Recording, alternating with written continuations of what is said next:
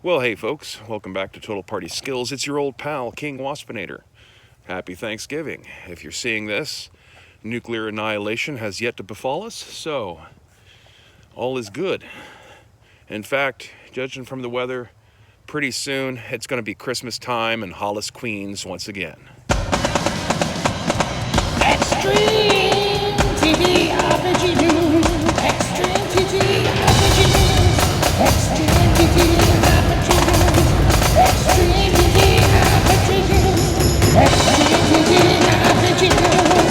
Extreme TV RPG News. Yeah. Extreme TV RPG News. Extreme TV RPG News. And the world's most extreme TV.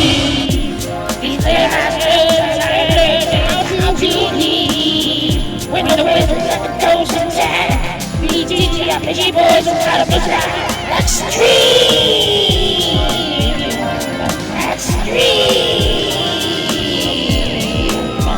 News that is extreme! BG RPG power. You know, there's a certain irony to this Thanksgiving overall in terms of national trends.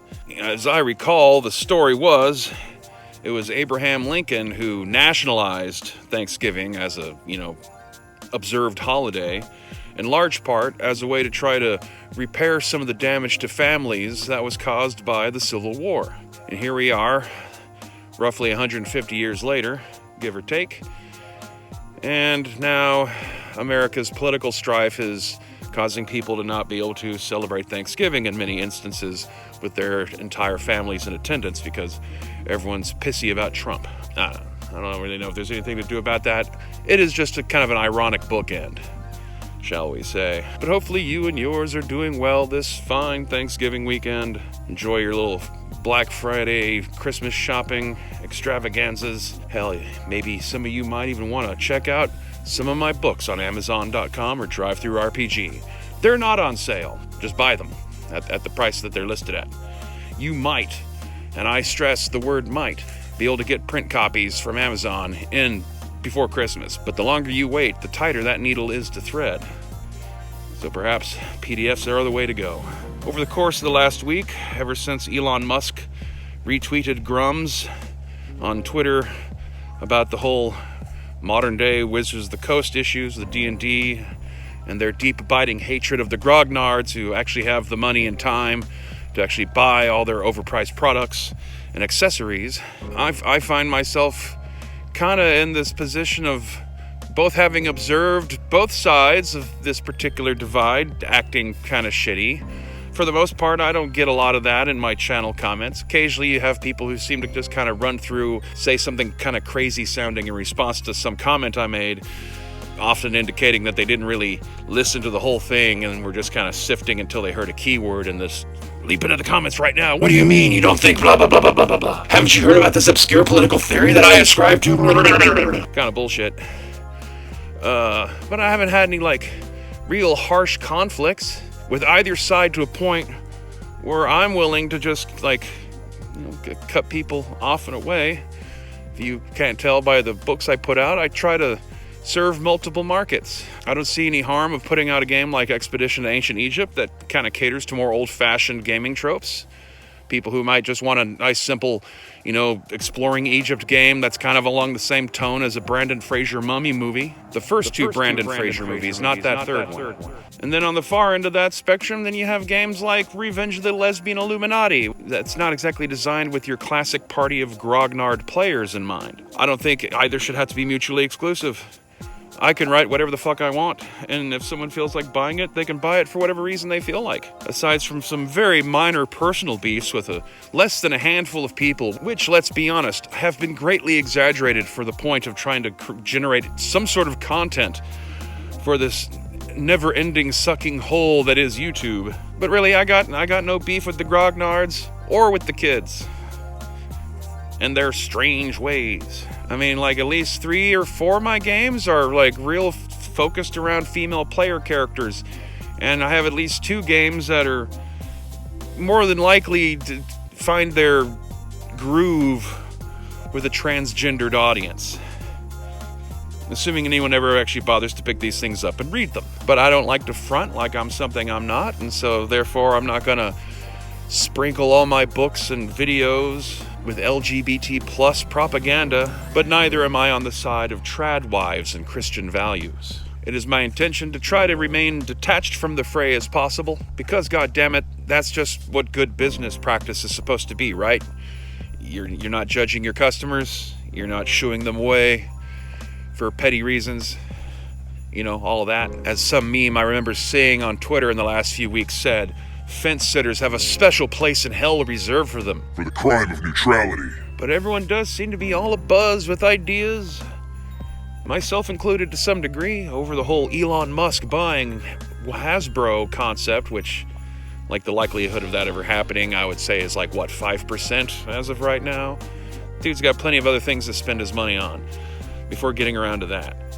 Because also, like, buying Hasbro isn't just buying D&D. That also means Elon Musk is going to own Magic the Gathering and Transformers and tons of other, like, toy brands and IPs. I mean, if he was going to do that, dude's a video gamer. There's, like, several game studios he could also be trying to buy up to change them around. And because of, you know, their various production designers and directors saying comments about how, like, we wanted Elon Musk to be pissed off at the pronouns in our video game and all that kind of bullshit. It's all stupid and petty. And wishing everyone would cut it out, well, isn't gonna, like, cause anyone to cut it out. So I guess this is just where we all live now. I have been considering digging through my old AD&D stuff and trying to run Advanced Dungeons & Dragons 2nd edition revised using some adventure modules for Dragonlance set in Talatis. Whether or not I carry through with this remains to be seen. The pre-generated characters I've been working on are all based on the character classes and the Sages and Specialists source book. So instead of, you know, warrior, ranger, thief, wizard, player characters are stuff like blacksmith, appraiser, scribe, apothecary, local guide, and stuff like that. More of an everyman, low-powered type character concept. And using the adventure module New Beginnings, which starts off, you know, as just in a small town in the High Vale, gets overrun with some raiders who are trying to burn the town down. You have your justification for small town heroes being forced to have to step up to defend themselves and their townsfolk, and then with their livelihood destroyed, they have a reason to go adventuring. More so than, like, I'm a farmer, but I also know how to swing a sword, and I just feel like raiding treasure for no reason at all, because our economy sucks in this world. yes, I know, some of you don't like AD&D 2nd edition revised. That just happens to be the version of the rulebooks I own for AD&D. And shut up. You know, like, half of what turns people off to Grognards is the fact that you're all a bunch of stubborn, nitpicky fuckers who, like, just say some, like, just amazingly eye-rolling shit sometimes. Like, it's supposed to be proud of. I've been playing OD&D since 1982 and I've never tried anything else. Is that a fucking accomplishment? All right. I've only been eating Kraft macaroni and cheese every day since 1982, and I'm proud of that. Fuck other food. I can't stand the taste of flavor that I'm not familiar with. Every bit as annoying as the people who'll nitpick something because they find it somehow transgressive against Group X. Both sides, and I know you hate those words, have skin in this game, and it of course goes way beyond the mere realms of tabletop role-playing game hobbying, extends through all matters of entertainment and society as a whole, which is why we're having this Thanksgiving that we're having this year, where everyone's bitter and sullen and trying to cut each other off. Or at least some people are. How many people are really doing that?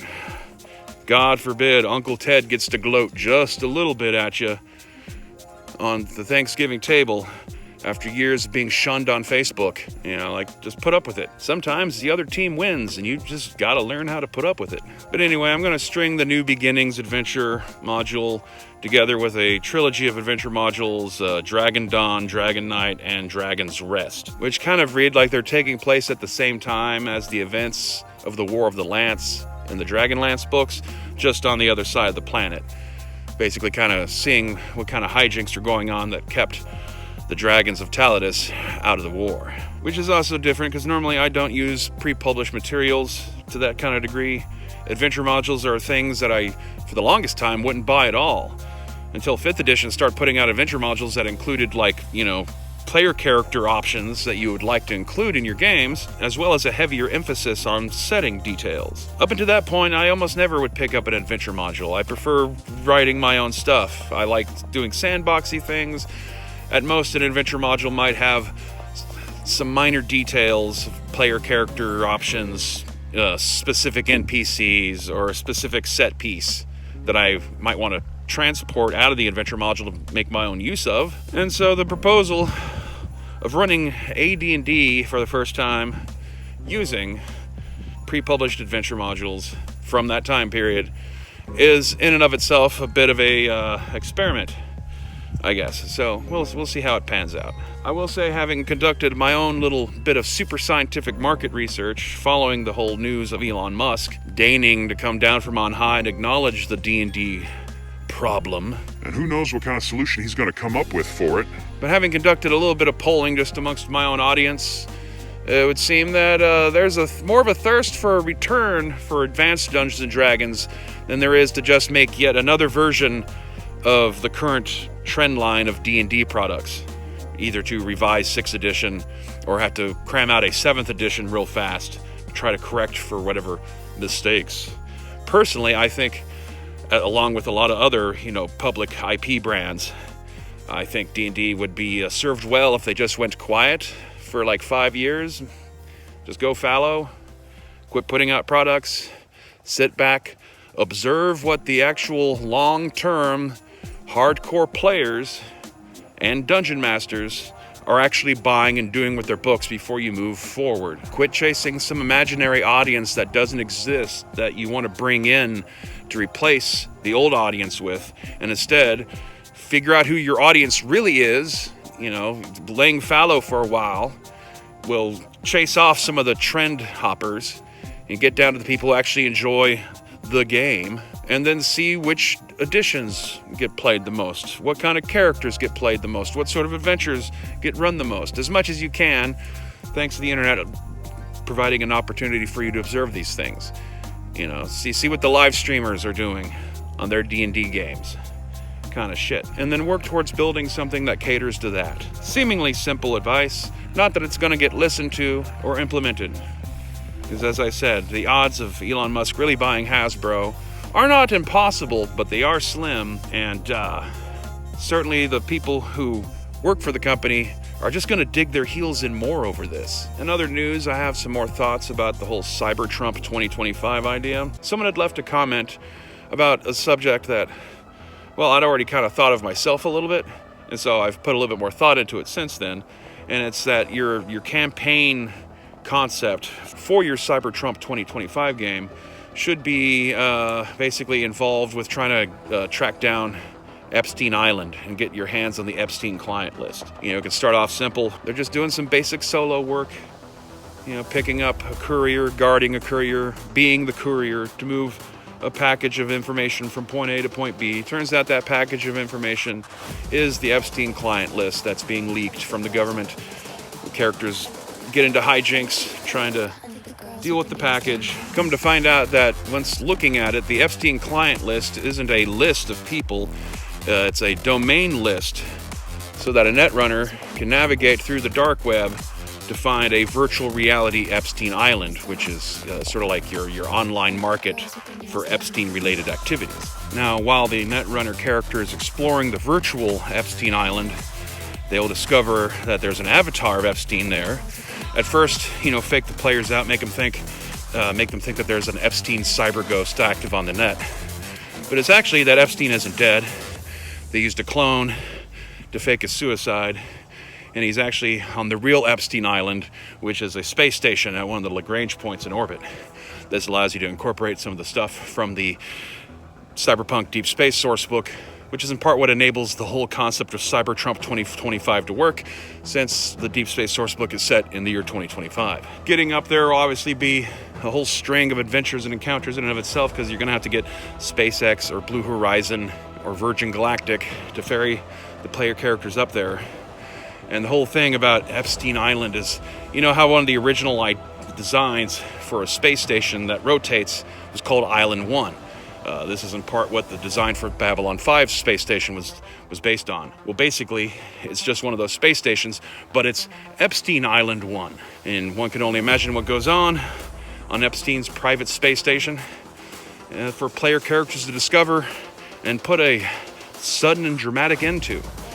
But anyway, there's your core plot line for a CyberTrump 2025 role-playing game campaign. Have fun with it. So anyway, that's about it. Enjoy your turkeys, enjoy your ham, enjoy all those delicious leftovers. I'll end off with a couple of ads for some books I have, which you can indulge me in and, sitting through till we get to the end credits. And until next time, we'll be right back after these messages from our sponsors. I've secretly replaced my wife's Folgers crystals with Orc and Bone. Let's watch and see what happens.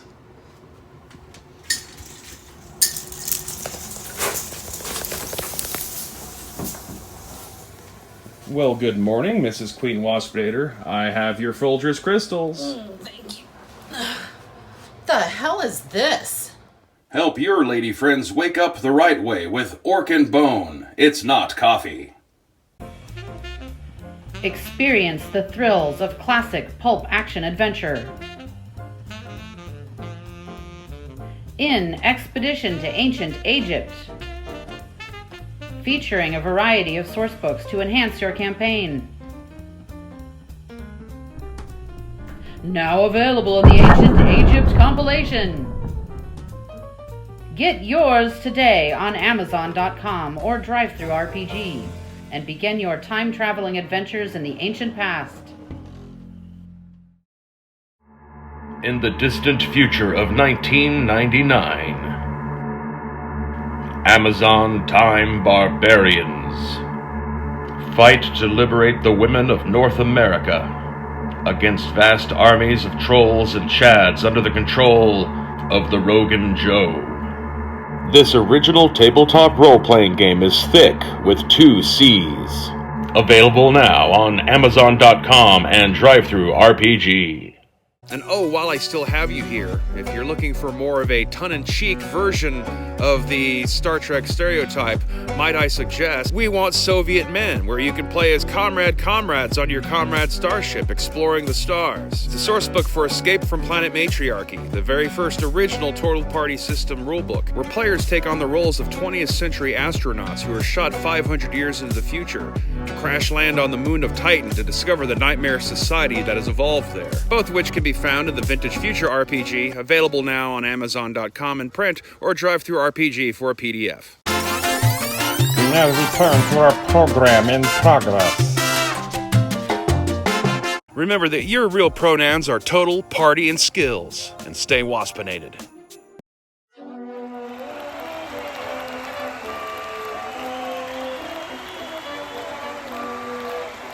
Orc strong, good.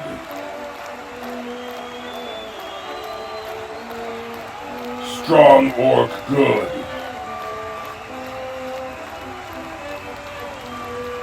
Good orc, strong.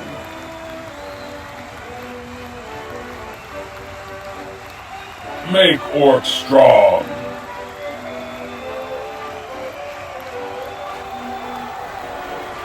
Orc make strong good.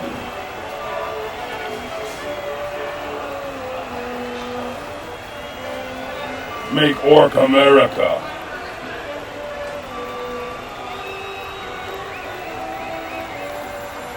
Orc good strong America.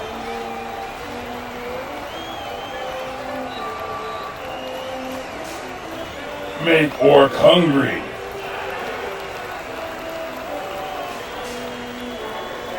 Hungry orc good strong America.